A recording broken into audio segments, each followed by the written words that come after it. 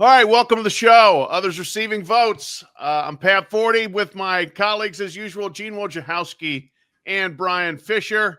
We're heading into the stretch drive of the season, gentlemen. And here's what we're going to cover on today's show. We're going to do what comes naturally, which is second-guessing the playoff committee and their first rankings. Okay. Decide which program is closest to being an every-year playoff participant. Or is there any such thing as one that could do it every year? We'll dissect the Hugh Freeze flop at Auburn and who should be next on the Plains. We'll check in on some anger in Boston. We'll make some game picks. I will pretend last week never happened in that regard. And we'll have more holiday creep. But first, guys, before we get to that, I did want to bring your attention to this. Matt Brown from Extra Points did some work on which stadiums, which colleges are selling the most beer at their games or most alcohol. And his original reporting said that the university in Madison, Camp Randall Stadium, the Badgers was number one. Gene, what's the name of that school? Oh, man. Wisconsin. There we go. Yeah, this was all an elaborate setup to get Gene to say Wisconsin. Wisconsin. I'm easily amused. Okay. Anyway, Matt's reporting was actually in error, and he corrected it, as a good reporter would. He had last year's numbers, and apparently since people aren't going to the Wisconsin games, they're not selling as much alcohol. Nebraska, congratulations. You are the drinkingest fan base in-game right now. So, and with good reason. Yeah, and Dylan Rail is injured, and they just lost at home to USC. They have plenty of reason to continue drinking. Okay, on with the show, fellas. We got that out of Gino. We can move on happily now. We had the CFP reaction Tuesday night. Gene was, I think, getting a spa treatment. Bryan Fischer and I did a live reaction. We thank all 14 people that watched. It was, as usual, interesting, revelatory, gave us some stuff to complain about, and it sets off the 5-week bitch fest that I think undermines the credibility of the committee, but that's their decision. The top 12 as follows. This is what we're talking about here.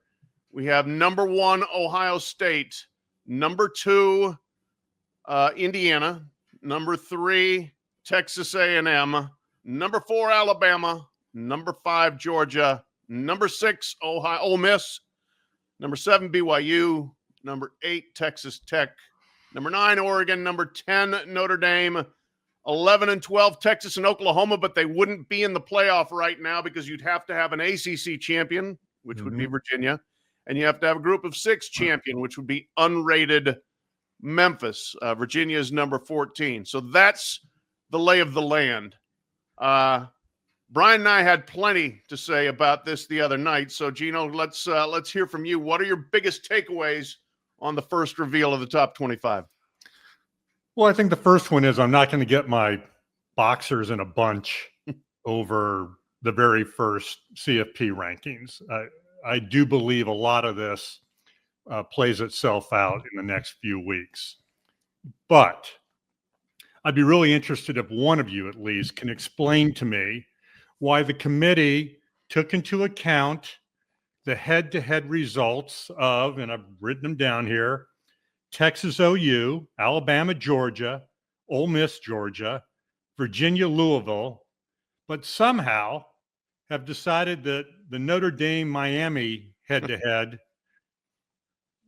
disappeared on them. Yeah. Miami lost to Louisville and SMU. Notre Dame lost to Texas A&M and, wait for it, Miami. Yeah. Miami is cleaning the basement crawl space at number 18, is it? And Notre Dame's upstairs at number 10. And can you explain to me why Notre Dame is ranked ahead of Oklahoma and Texas when both OU and Texas, in my humble opinion, have better wins than Notre Dame? Texas beat OU in Dallas, Vandy in Austin. Their losses are to number 1 Ohio State And yes, there's that bad one at Florida. OU has beaten number 21 Michigan and number 25 Tennessee, which I'll admit I don't quite know why Tennessee's ranked in the top 25. And their losses are to Texas and Ole Miss.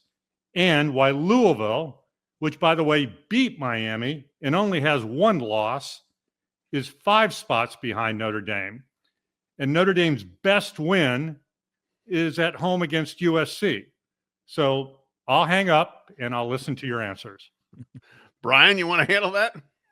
Well, I think if you address the key question there with Notre Dame and Miami, a lot of it just has to come down to just the way the committee works and not having Notre Dame come right up against Miami. I think that gap between those two means that they were not on the same page with the committee in terms of on all their screens in that room in Dallas. It was not Miami versus Notre Dame versus all those other ones that were. And so they could have readjusted, even if they had, say, a Louisville ahead of Virginia. They could have swapped those on the final ranking. So that's the dive into how the committee works. I think is the biggest thing. I'm with you, Gino. Though it doesn't make sense to have Miami that low. And the committee chair Mac Rhodes, he kind of came out afterwards and said, look, it's consistency with the Canes. They just didn't see it, and all those turnovers these last couple of weeks that have led to a lot of these losses. I think that was a big factor, and just the way Miami has been playing. Even going back to some of those wins, you go back to that Florida State game, right? They jump out to a big lead. They let the Noles get back into things. Even Notre Dame. I mean, that was a one-way traffic for about 3.5 quarters, and then Notre Dame got back in that game. They needed the late field goal. So this is a Miami team that I think the committee respects the talent there. We can all see it. They pass the eye test in that front, especially in the trenches with those guys that they have that are going to be first round picks. But the consistency on the field has not been there for the Canes, and I think they almost got punished in these first committee rankings as a result. Yeah. Gino, well, thank you. Welcome you can join me in the bunker as the Notre Dame fans besiege us since I kind of. I got nothing against Notre Dame. No, I don't either. Me either. I mean, you either. So it's you asked me what was my takeaway. That was one of them. I know. And that's it. Nobody has anything against Notre Dame. They're just rated too high. That's it. And I think the biggest reason why, guys, is their losses were at the beginning of the season and they just seem to magically matter less. There is a recency bias no matter what anybody says about what happens. And so you've seen Notre Dame do nothing but win since September 13th. And you think, well, gosh, they're really good. And they are, but this is supposed to be a full season resume.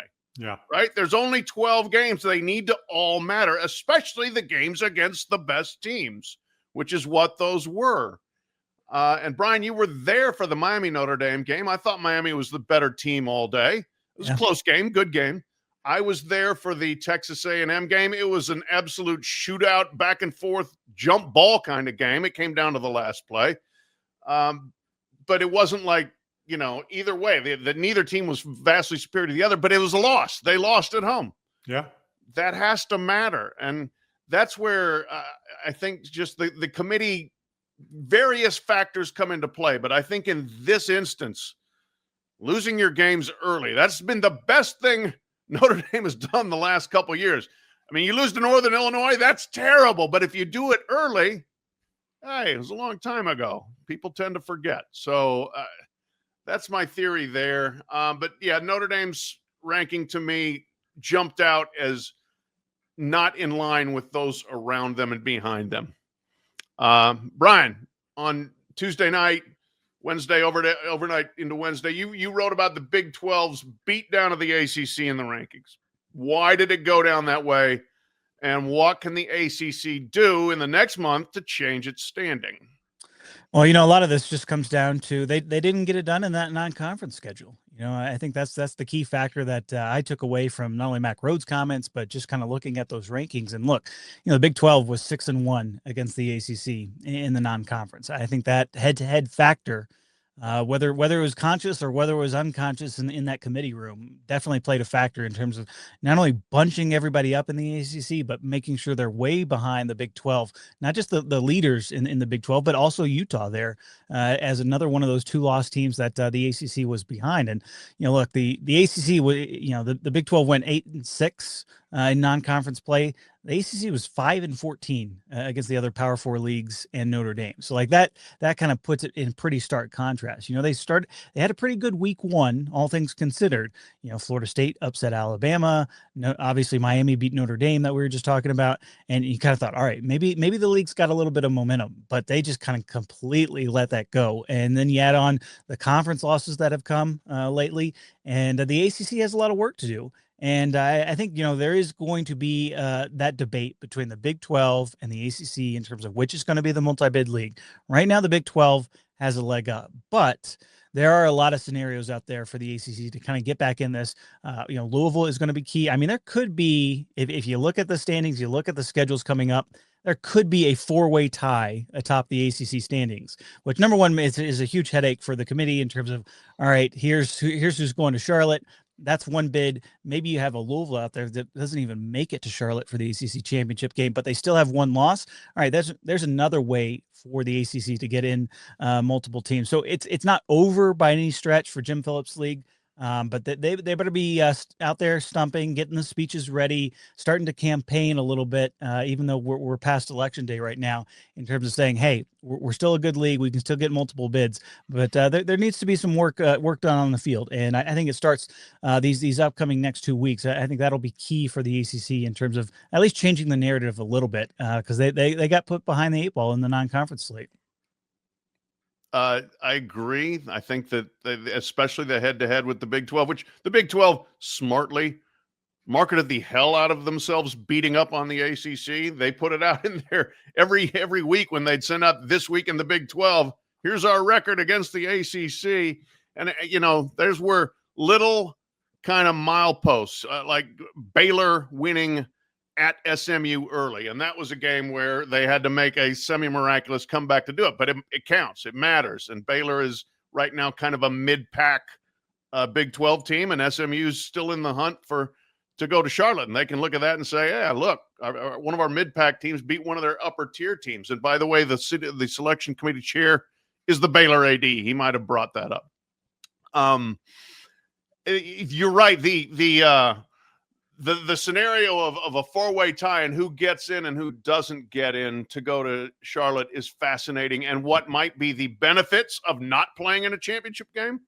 People here in Louisville, I live in Louisville, and they're trying to decide whether 11-1 would be better than 11-2, or 11-1 is that good enough to get in on its own, or is it win the title or bust? So there's a lot of angst there. Gino, you have any thoughts on the ACC situation? Well, I was going to ask you a little bit about Louisville. You just answered most of it. I mean, there is a scenario where they can end up with just one loss, and that one loss is a 3-point loss to UVA. Yep. Why would you not? I mean, why wouldn't you want to win every one of your games? That makes no sense to me. I also think, to Brian's point, yes, the Big 12 has won the primary. Now we have the general election. And there's still a pathway for Georgia Tech, for example. They win at BC, they win versus Pitt. Then they have that monster game against Georgia at Mercedes-Benz in Atlanta. Yeah. They have an 11-1 record with a win against a top 5 team. At least their top 5 team right now, Georgia is. Or what happens if Pitt goes on a season-ending bender and heater? And look, they're playing Notre Dame, Georgia Tech, Miami. All 3 of those teams right now are in the top 18 of the CFP rankings. They'd be 10-2.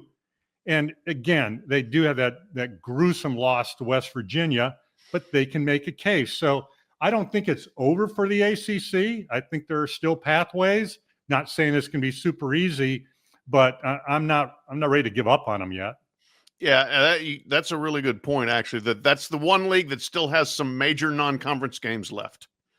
Not just the games between the ACC and the SEC, but the Notre Dame game for Pittsburgh that can really give them some added late-season credibility. In Georgia. Yeah. that Oh, Georgia the game. Georgia Tech Georgia Yeah. game is potentially huge. Yeah. For a number of reasons.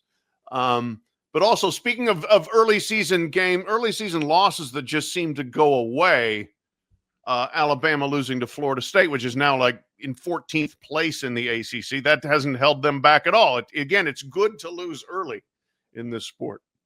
One other thing, guys, after listening to Mack Rhodes talk, on the teleconference after the TV show, and boy, will Mac hate this job by a few weeks from now when he's still doing this. But one of the things that came out to me is this seems like a committee that's big on the look test. There was a lot of talk about turning on the tape and seeing how they look and line play and this and that.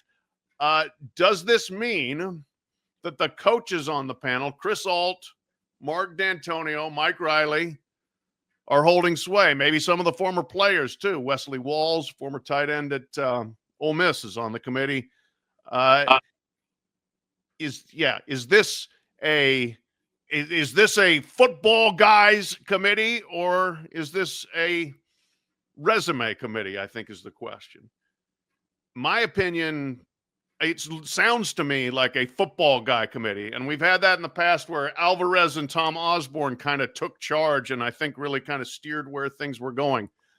Might not be a bad thing, might be a good thing. I tend to want people who are more into the resume and tell me, can interpret that. I don't want to hear Mack Rhodes tell me whose offensive line is better. He's an athletic director at Baylor. That's to me, and he may just be passing along what everyone else is saying, but I don't want a committee that's going to say, the duo blocking clearly separates Alabama from the competition.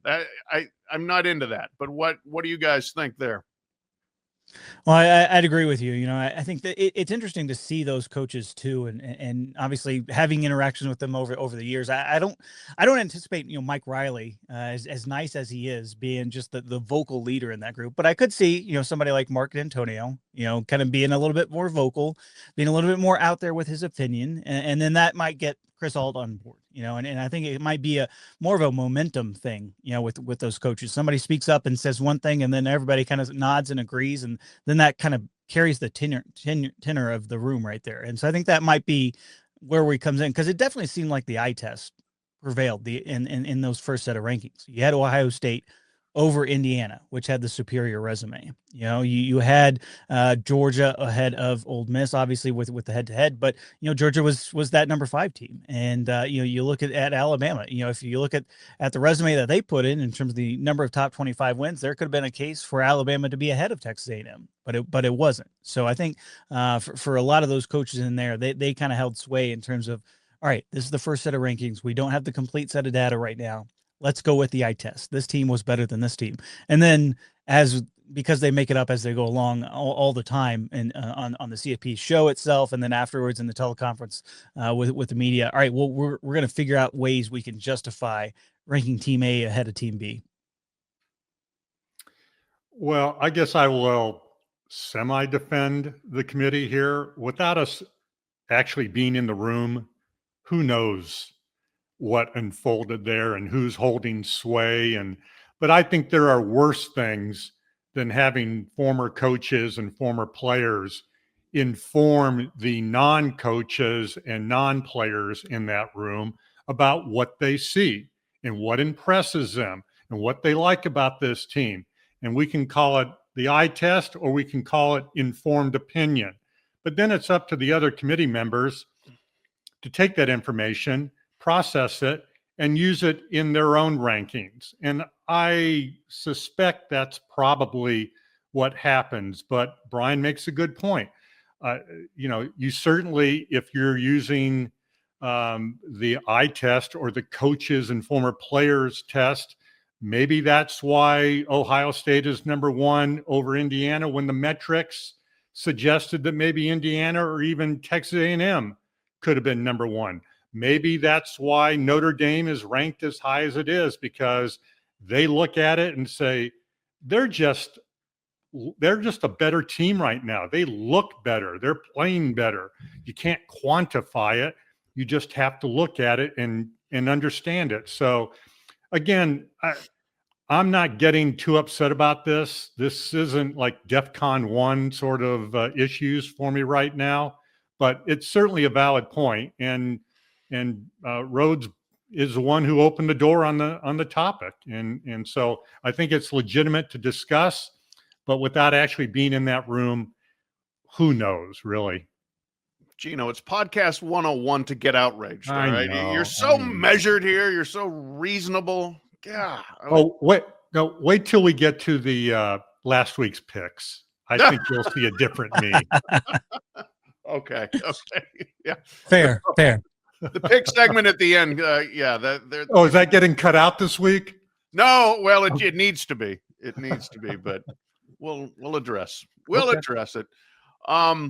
Yeah, look, again, we don't know. And boy, it would be great if they did let us in. It would be great if each committee member published their top 25 like the AP voters do. Yeah. I realize that's not going to happen, but some more transparency I do think would be helpful. Back in August when they said, we're going to add weight to strength of schedule. We're going to add weight to strength of record. How much weight? What is the weighing? Is everybody supposed to say we're taking 60% of this and 20% of this and 20% of that? Or what? They talk about how they're going to do this, but they don't explain how they're doing it. That's one of my laments here.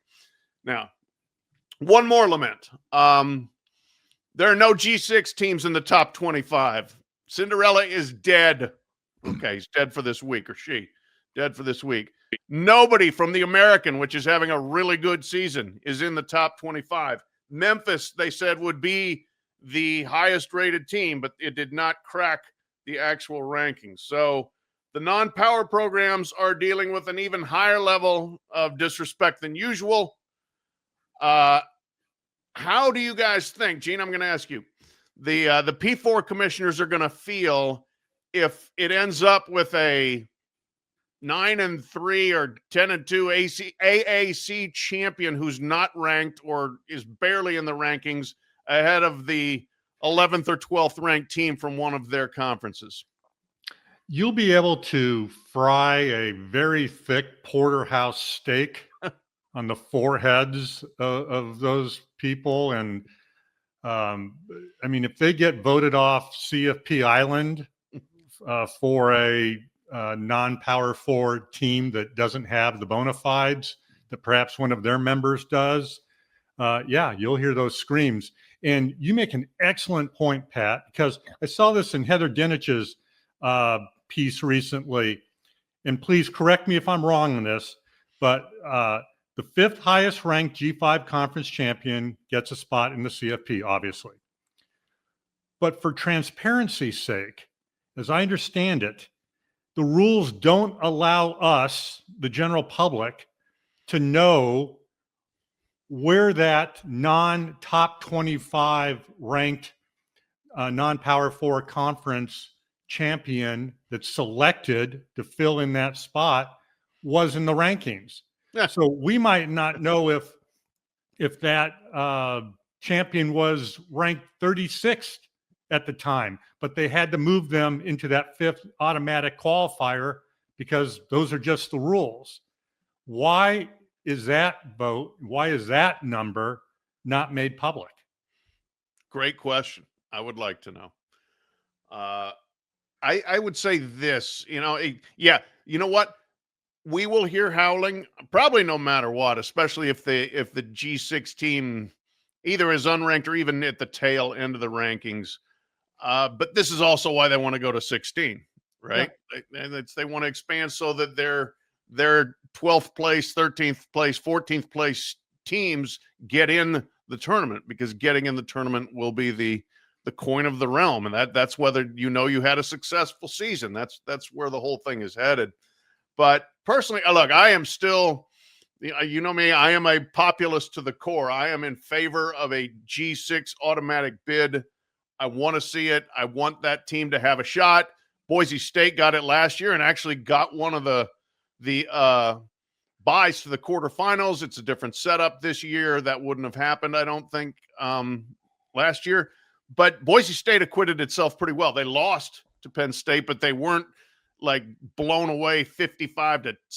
That was a decent game. I was there. I covered it. And I want them to have that chance. Brian, you got anything to add there?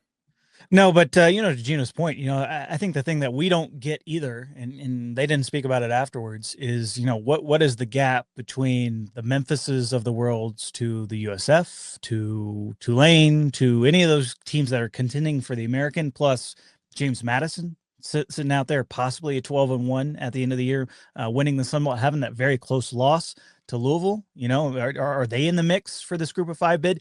I think for the committee itself, and if we are saying this is a TV product in terms of this show, they should be drumming up interest in some of those Group of 5 fan bases and saying, hey, it's close at least. Give us that breadcrumb if you're really considering things. If you're watching those Sun Belt games on Tuesdays and Wednesdays, just reconfirm that for us. So I think, yes, somebody's going to be upset by having somebody leapfrog, that Group of 5 champion over somebody that is going to say, hey, we're in the top 12. Why are we not in there? But at the end of the day, I think for the interest level of the sport, it is good for it that we do get that G6 bid into the playoff. And to me, that the committee should play that up a little bit, and maybe they will with the rankings next week, in terms of saying, hey, you know what, there's actually more fan bases out there that are in the running for the playoff than you would think. And I think that would be good for the sport overall, especially given all this talk that we've had. It's the Power Four, who's doing this in the SEC, who's in the ACC that might get left out. That to me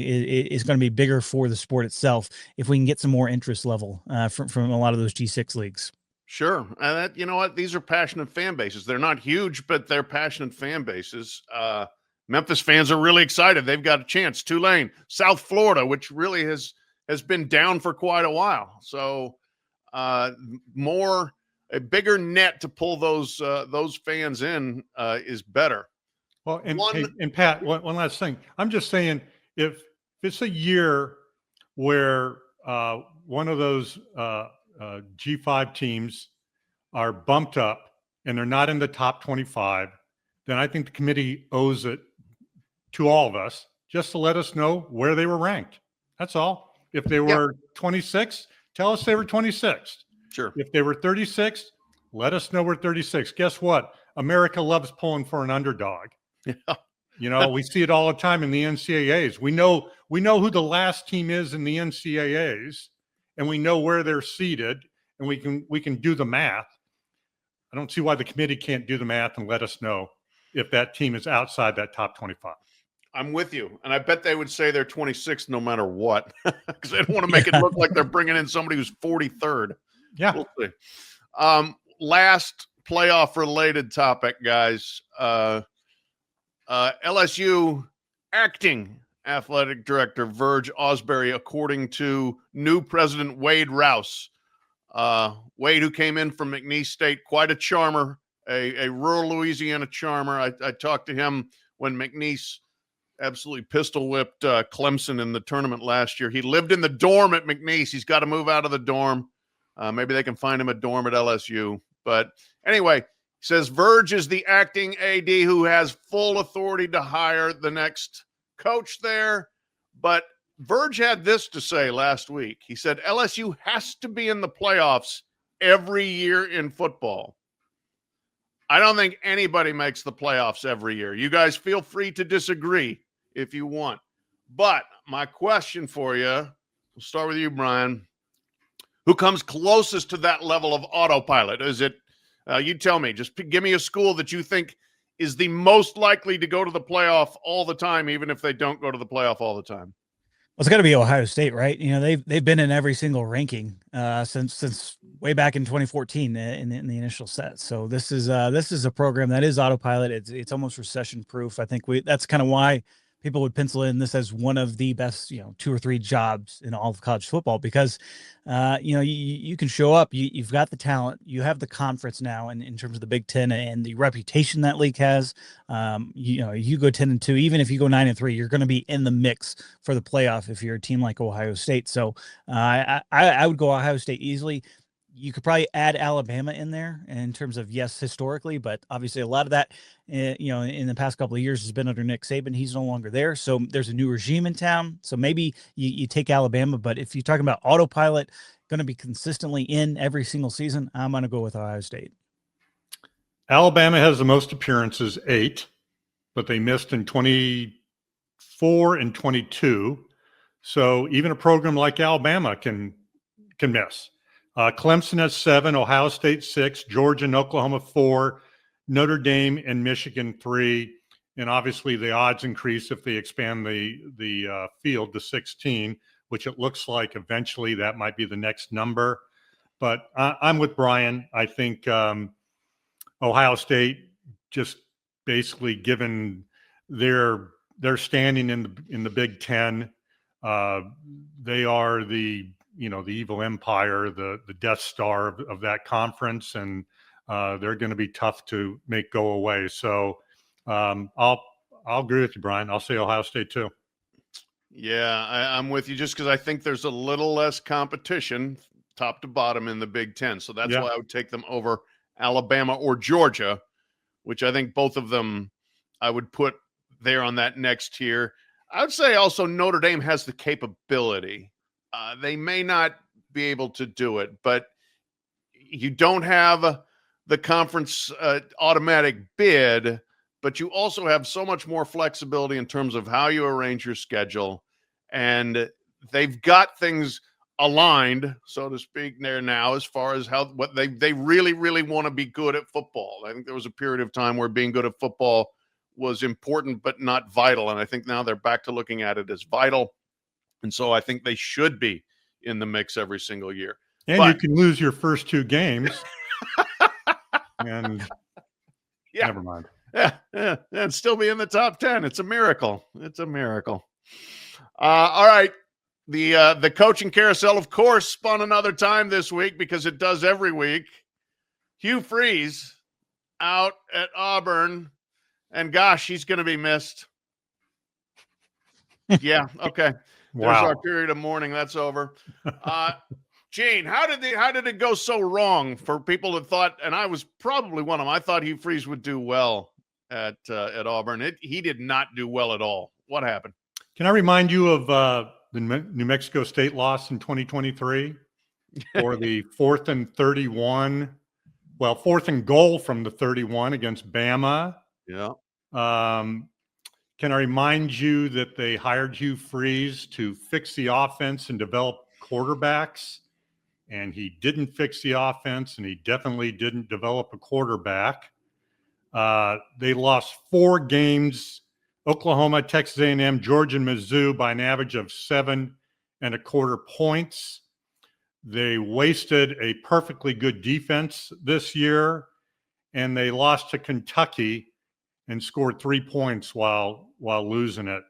But for the next guy, do you remember the last time Penn State? I mean, we make a big deal about Penn State and Notre Dame, right? Remember the last time Penn State won a national championship?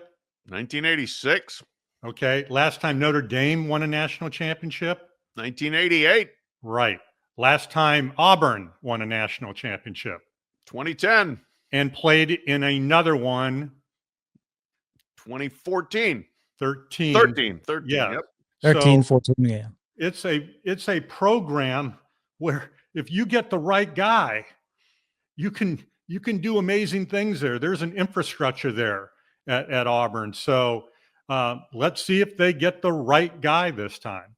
But that's what happened. That's why Hugh Freeze, after 2+ years, is out of there. I agree completely. And for Hugh's sake, he never found the quarterback. That's kind of why he was brought in the first place. He stuck with Thorne for too long. Jackson Arnold did not clearly work out this year, and that was the one position you thought, all right, he could at least figure something out there under center. And he never did. And that was why this offense was so bad. You can't blame the defense at this point. They've got a lot of talent on that defense. That was really keeping them in games despite what the offense was doing.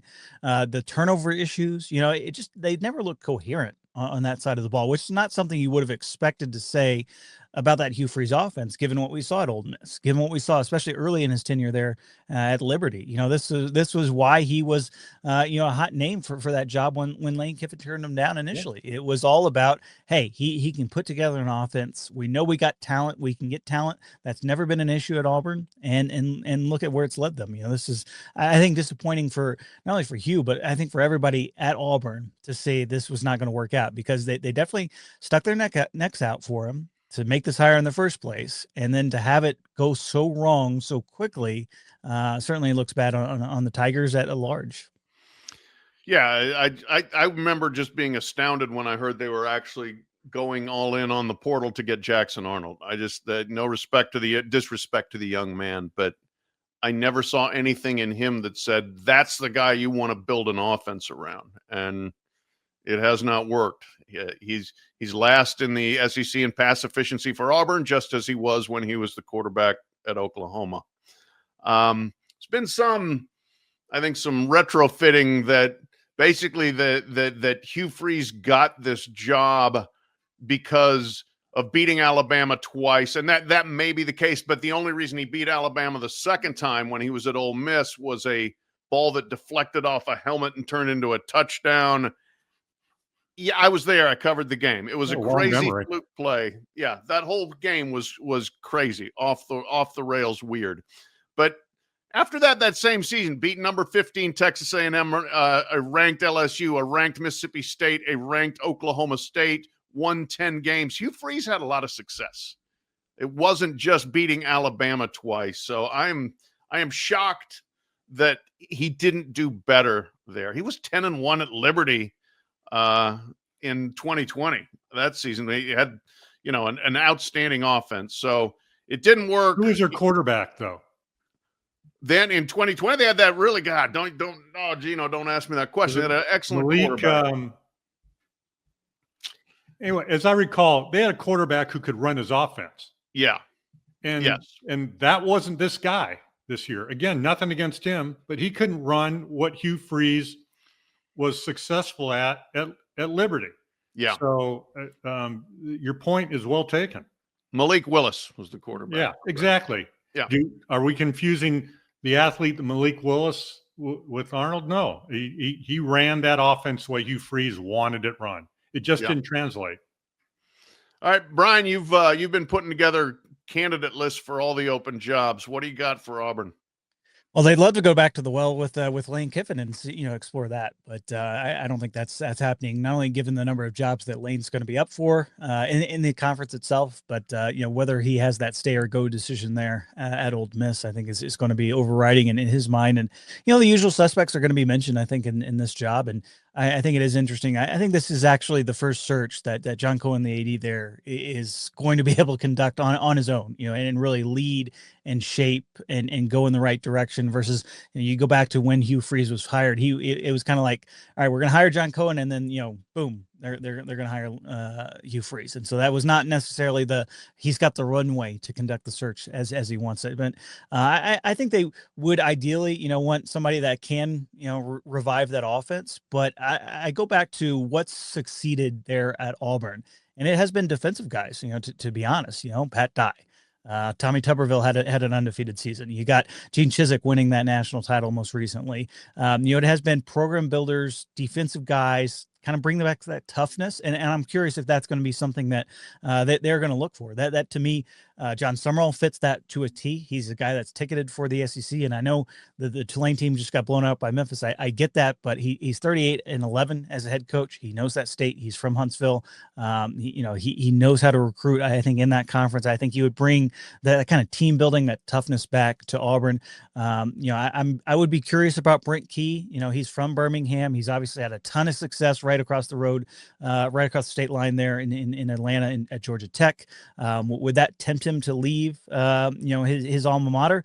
That would be interesting, because I think he would fit that program to a T, bring back that toughness again.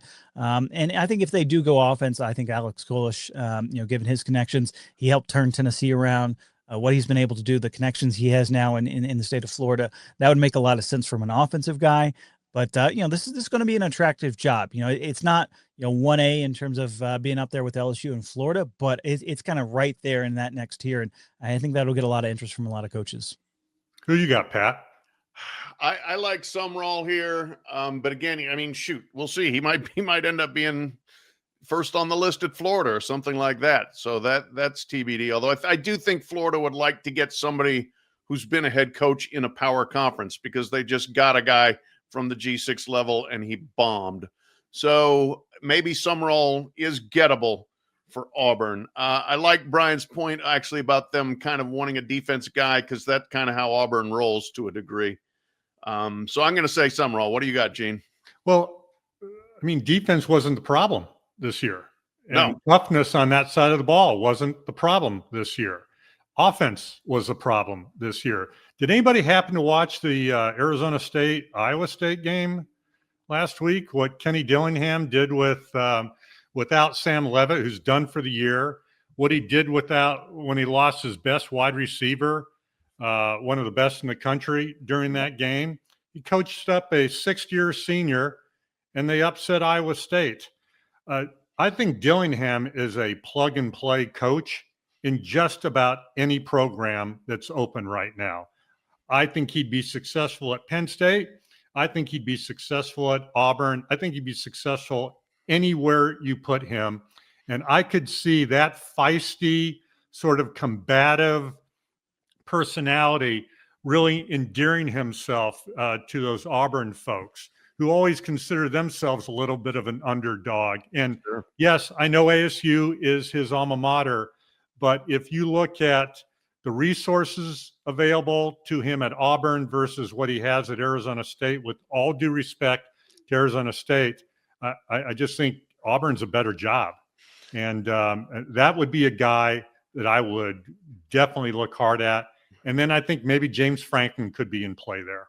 Sure. I mean, I like both those guys. My initial gut reaction is Kenny Dillingham's not going to Auburn. He's going to wait for a better job. But as you outlined, you can win a national championship at Auburn. And you might be right. You might be right. Yeah. You might wait. And then Franklin, I think Franklin could succeed in any number of places. The question there is, if you can't beat Ohio State, can you beat Alabama? And it's not an apples to apples comparison, but that might be the drawback they're going through there. But there's not that many good candidates for all these jobs. These guys are going to get something if they want something. Yeah. Last thing, real quick, rapid fire here. Just give me a name. Speaking of Auburn, they are scheduling Notre Dame 2027 and 2028. Notre Dame's now scheduled that's 14 out of the 16 teams in the SEC. The only two they haven't played will be Kentucky and Mississippi State. But generally speaking, looking across the landscape, give me one team you want to see the Irish schedule. Gene, you got anybody? Yes. How about USC? Oh, that's what I was going to say. God, I was going to say the same thing too. Oh, man. We're all smart asses. Okay. You know what? Geographically speaking, and you just mentioned it, I think Kentucky would be a nice choice. Kentucky would be thrilled. That's for sure. How about Michigan? Go back to playing Michigan. Yeah. Cool one.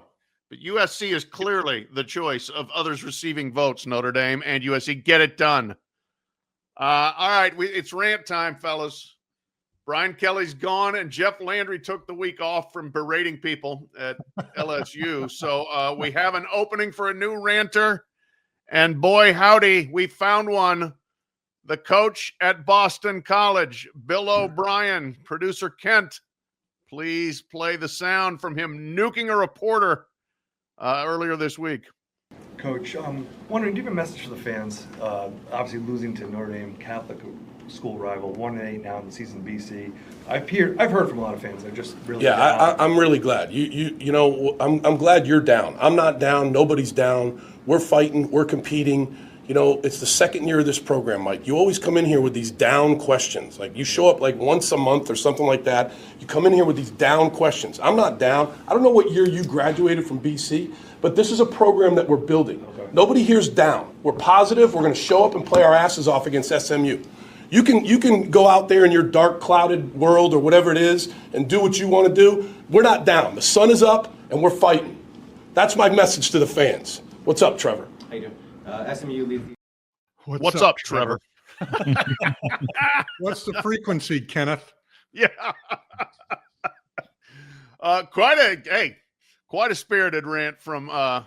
Gene, I hope the sun is up where you and you're ready to play your ass off. What's your take on this? Well, first of all, that's not even in the top 200 great ass chewings by a coach to or manager to a reporter. And anybody who's ever been a beat reporter covering a big league team knows exactly what I'm talking about. Yeah. I'm actually a big fan of O'Brien. I think he's a really good coach. And I've gotten to know him a little on the personal side, and I think he's a wonderful person. Now, would that reporter agree with me? Obviously not. But and he he has a really tough job. I mean, there's a reason why they call Boston College the University of Can't. It's a tough place to win, and they don't have the resources. And he is there. He was speaking the truth, but he did it in typical Bill O'Brien fashion. So I thought it was outstanding. I loved it. I'm not sure I would have liked to have been on the receiving end, but I can tell you a very quick anecdote. In 2013, when I was at ESPN, I was part of the crew. We were, it was called Training Days, and we were embedded with Penn State during O'Brien's second season at Penn State. And he wanted us there only slightly less than he wanted shingles, you know? And, but he was a good sport about it. You know, he let us follow him around and all that sort of thing.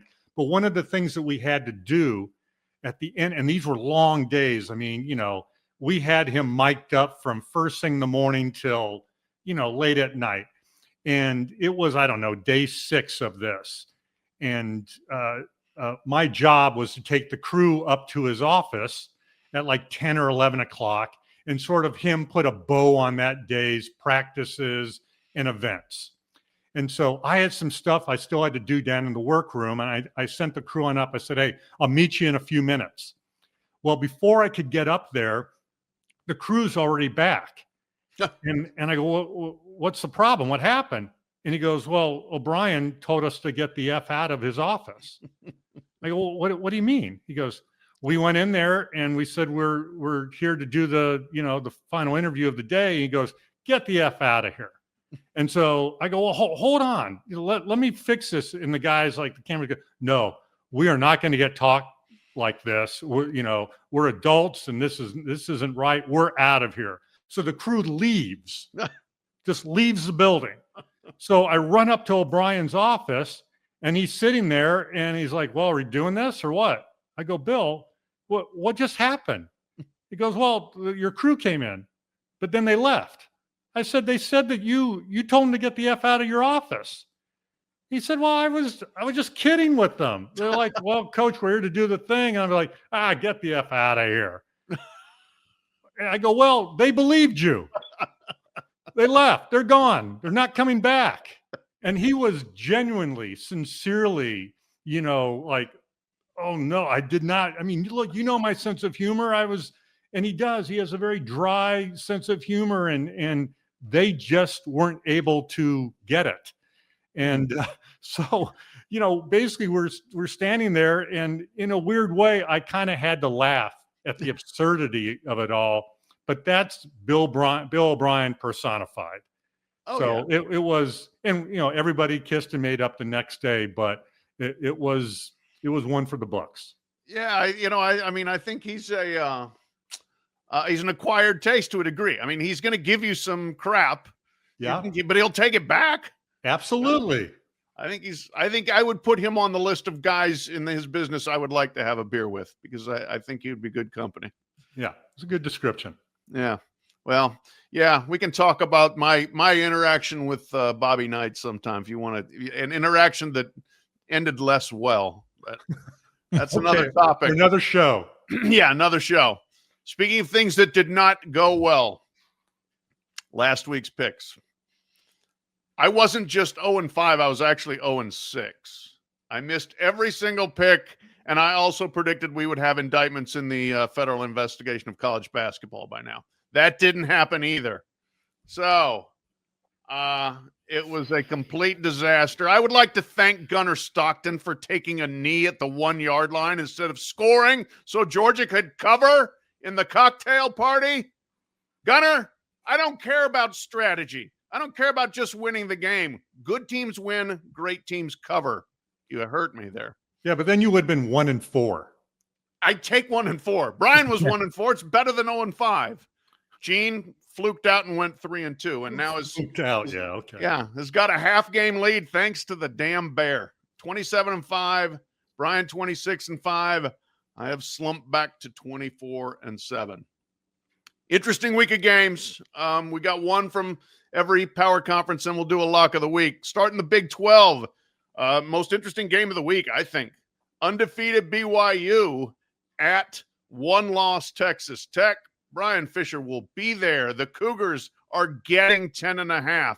Brian, which side you landing on? I will actually not be in Lubbock, but my bad. You know, this is a huge line, isn't it? 10.5, especially with that hook there. But as I think this is kind of one of those close games for about 3.5 quarters, as BYU games usually are. But Texas Tech at the end, whether it's by the back door or whether it's just by that sheer force of will with that defensive line in particular, going up against the Cougars, I do think they cover at the end of the day, which is surprising to see. Should be quite the scene there in Lubbock. Probably the best game that stadium has seen since 2008 or thereabouts. So huge game in Lubbock. I think the crowd will be fired up, even though it's an 11 a.m. kickoff, and Tech gets the cover. No tortillas, though. No tortillas. Well, they're trying to convince me to take BYU, especially with that hook. And guess what? I'll bite.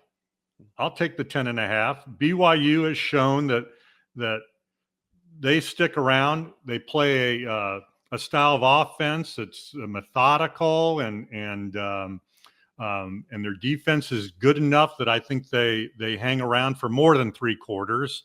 And yes, Texas A&M, and I'll credit ESPN for these numbers. Texas Tech is 5-0 at home and is home favorites this season. But BYU is 7-1 as an underdog since the start of last season. So in number 47, Brockmeyer, I trust. There we go. Your quarterback wearing the linebacker number. David Pollock number, yes. Yeah. I'm going to go with BYU as well. It's tough because Texas Tech has been burying people. So they do that, but also BYU is hard to kill. And I think this is going to be one of those that goes down to the last half of the last quarter, at least from a spread standpoint of where that thing lands. But I'll take the hook. Maybe it is a trap they're inviting me into. I'm walking into it with the Cougars. Big Ten, really interesting game in Kinnick Stadium. Oregon coming in, I think, for the first time, laying 6.5 against a dangerous home underdog in Iowa. Gene, what do you think? First time Oregon has been at Kinnick Stadium since 1989. Okay. So Dan Lanning will get his first look at that pink visitors locker room, which we all love. Ducks have the nation's longest road winning streak at 10. I think it's going to be 11 after Saturday's game, mostly because Lanning and Oregon have had to sit there and listen to you only beat Wisconsin by 14 at home. Does Oregon even belong in the top 10 or 12 of the CFP rankings? I think this becomes a statement game for Oregon. So I'm taking Oregon, and I'm going to lay those points. I'm right there with you. Give me the Ducks. And I think that this could get ugly if Iowa's offense does not come to play, especially in the passing game. I mean, if you can make them one-dimensional, which, I think for all the talk about Oregon's resume not being good, you look at them getting off the bus. They've got some guys, and I think those guys are going to show up in this game. The weather is a little bit going to be a factor in this one. We saw how kind of bogged down the Ducks offense got when it started to actually rain at Autzen Stadium. It's supposed to be rainy, cold, a little, the conditions might be a factor there in Iowa City. But I just think the Ducks are so far superior. I think they're going to be fired up, especially given the break in action that they've had. And they're going to be prepared for this one. They're going to walk in and walk out a winner and covering the 6.5. Yeah, I'm rolling with the Ducks as well. I think they have have superior talent, and they've just got to go in and execute and not get caught in a Ferent slog where all of a sudden it's 3-3 at halftime and it's punting back and forth. Get your guys on track, get your stars going on offense, and they have too many stars. So I'm going with them. The 1-9 Twins are taking the same team I am. I might have to reconsider. Look, he's got a half game lead and talking like he's bulletproof here. Great. I'm sorry. Didn't you mention something about me taking a spa day during the? Yeah. I didn't see you on that Zoom. SEC game. Texas A&M at Missouri. A&M is giving 6.5, just like Oregon. I think these games are similar. A&M playing great, but going on the road against a pretty dangerous ranked opponent. A&M laying 6.5. Bryan Fischer, what do you think? Coming off the bye, you would think with the Aggies, maybe they're a little rusty first half, but I think Mike Elko against a first-time starter at quarterback, and even if Eli Drinkwitz is in his bag and has some things saved up for this game, I still think the defensive line, that front seven for A&M, that makes a difference in this one. Maybe they get a turnover. Maybe they get 2 turnovers to make this more of a one-way traffic. I think the Aggies go on the road, cover, even though this is kind of that spot where you kind of expect, all right, is A&M going to A&M? Historically, this, late in the season, Mike Elko's teams have faded. This would kind of be one of those spots you would pick it. But with the first-time starting quarterback, I think it's going to be too much for Mizzou. Go ahead, Pat. I'm going with A&M as well. I think that they have weapons that are going to be hard for Missouri to handle. Missouri's defense is good, but Casey Concepcion and Mario Craver at receiver, those guys are big play guys waiting to happen.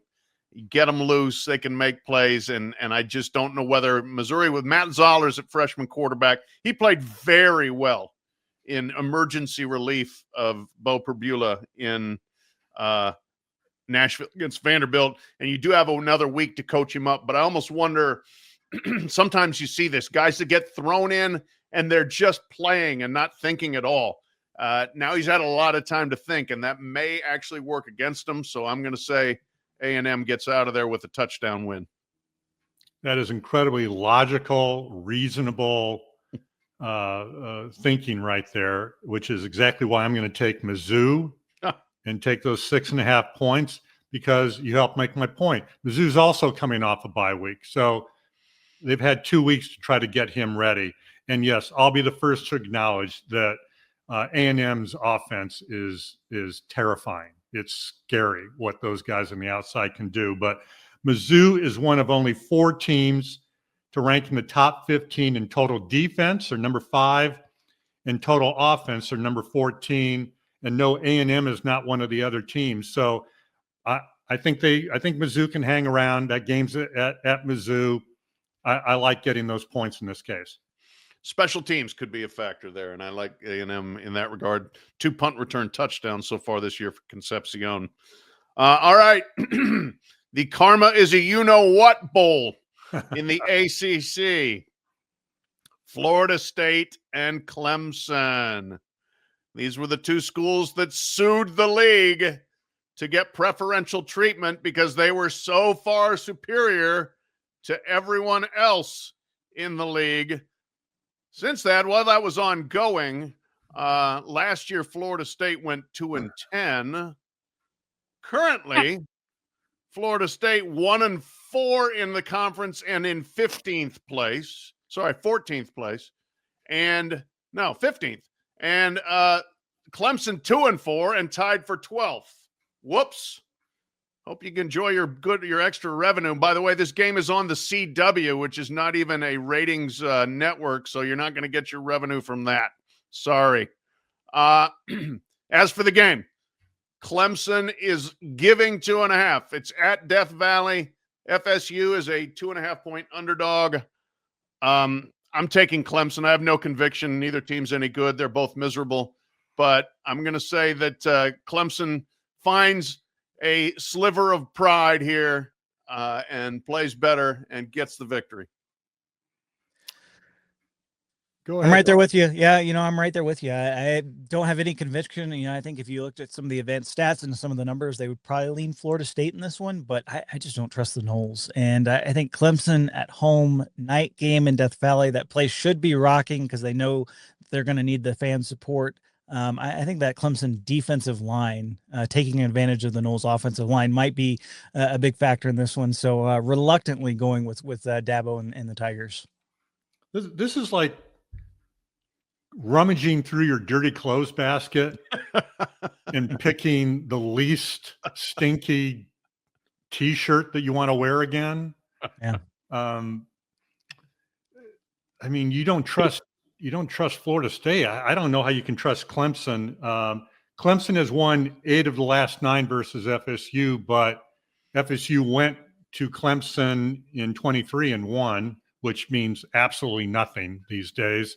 I'm with you on the no conviction train, but I'm going to go ahead and take FSU in those 2.5 points. Why? Absolutely zero idea. It's like I'm headed for 40 territory this week. Man, the abuse I take on this show, it's incredible. I will say it is interesting watching our producer, Kent. Kent logs in the picks, and I can see on the Google Doc. And he basically tries to kind of listen to what we're saying and predict. And so he starts to erase one or the other. Gene always keeps him guessing down to the last second there. But producer Kent doing a good job keeping us on task here. Lock of the week. Who has one? Go ahead, Gino. Well, Washington is at Madtown for the first time in 57 years. Even though the beer sales numbers were a little off, it should be a beer consumption game.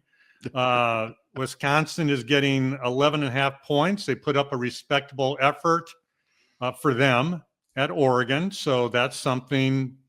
They did cover the 30 points, but I don't think it happens this week. Washington, even though it's traveling across the country, is actually getting a fairly humane kickoff time. So I don't think that's going to be an issue.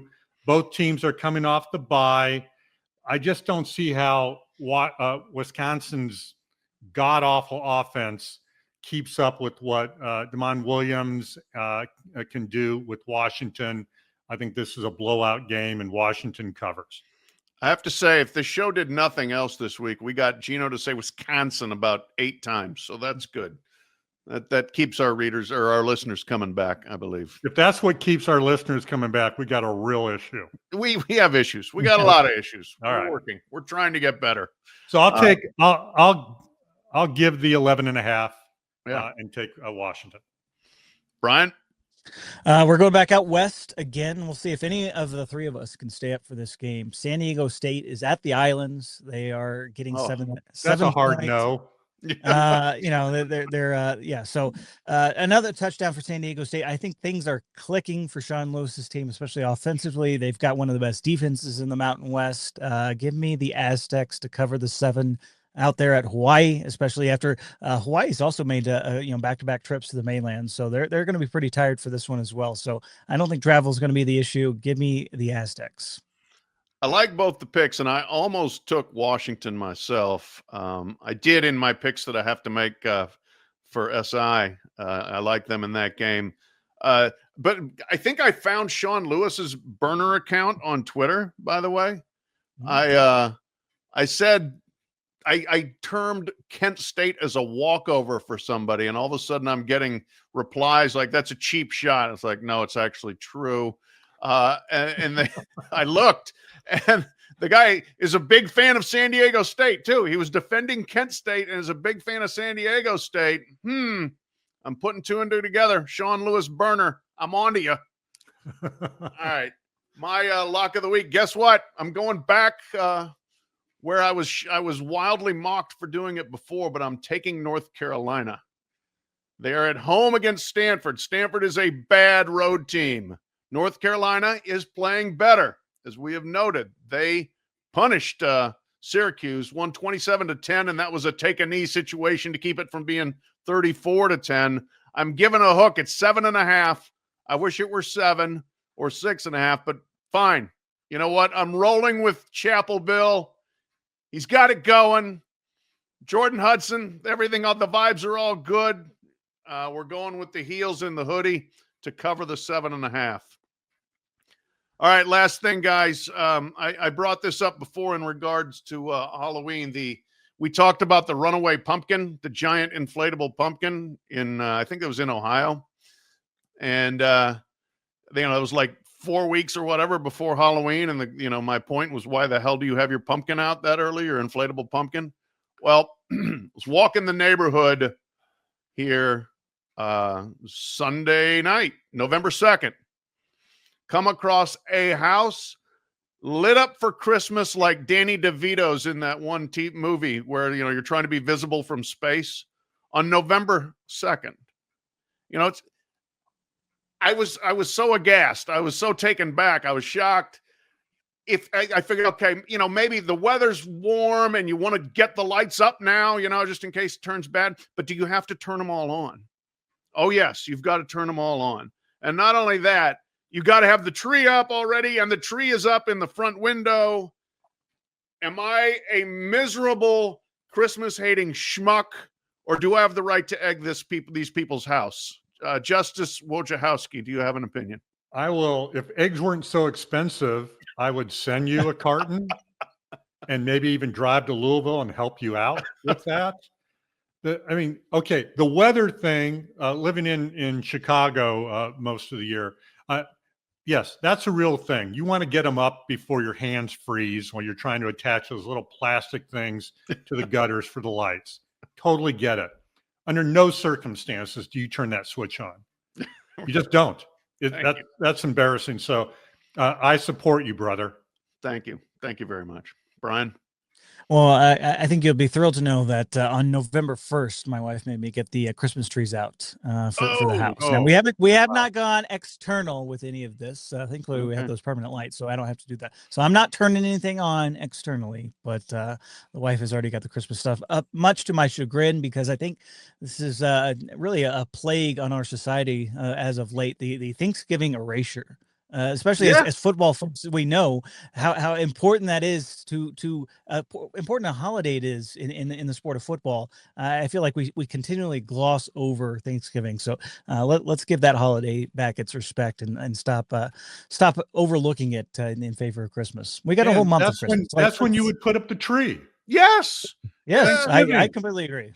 Yeah, thank you. And thank you for speaking up for Thanksgiving. The aggression towards Thanksgiving will not stand on this podcast. It's way too important, and the food is too good. It needs its place. You can't just steamroll over it and go straight into Christmas mode. I'll ask you this now, Brian. If you've got the Christmas stuff out, how long will it stay up after Christmas? Well, given our schedule, with multiple rounds of the playoff, it might go until January, the end of January there. Maybe there might be some time between the semifinals and the title game. But we got NCAA convention, everything going on in January. It might stay up a while. I'm just going to put that out there. Yeah, these people I believe will have their lights on for 3 straight months. It'll be all of November, all of December, and all of January. Pat, I'll introduce them to my wife, Cheryl, who on the 26th of December, she's like, Christmas is over. Get it down. Let's go. Get the stuff down. Yeah. We're done with this. My wife's pretty much the same. She may let it go to New Year's, but like she's 3 weeks before, 1 week after, boom, pow, we're done. So exactly. Yeah. I watch and say, good job. All right, clearly that's enough of this show. Thanks for listening. Thanks for watching. Leave us a review if it's a nice one. If not, please don't. We'll be back next week. We'll try to do better. Have a good week.